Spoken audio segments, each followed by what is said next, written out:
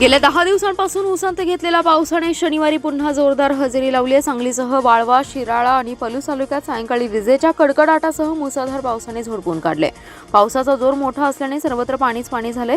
सांगली शहरातील रस्त्यांवर पाणीच पाणी झाले असून काही काळ वाहतूक ठप्प झाल्याचं चित्र होतं। जिल्ह्यात जून महिन्यात पावसाला सुरुवात झाली, यामध्ये जुलै महिन्यात अतिवृष्टी झाली होती। यंदा चांगला पाऊस झालाय। या पावसाचं प्रमाण पश्चिम भागात अधिक होतं।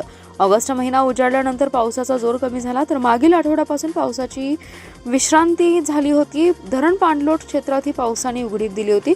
गेल्या 2 दिवसांपासून वातावरण बदललं। जिल्ह्यात अनेक ठिकाणी पाऊस पडतोय। सायंकाळी 6 नंतर आभाळ भरून आलं, त्यानंतर पावसाचा जोर वाढतच गेला। सुमारे तासभर जोरदार पडणाऱ्या पावसामुळे पाणीच पाणी झाले।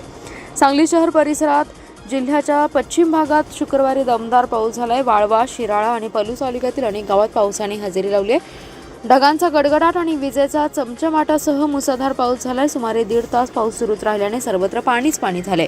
धोधो पाऊस पडत असल्याने रस्त्यावरील वाहतूक थांबली आहे, तसेच वाहनेही लाईट लावून जात होती, तर सखल भागात पाणीच असले। सायंकाळी उशिरापर्यंत पाऊस सुरूच होता, त्यामुळे नागरिकांना घराबाहेर पडणं अवघड झालं होतं।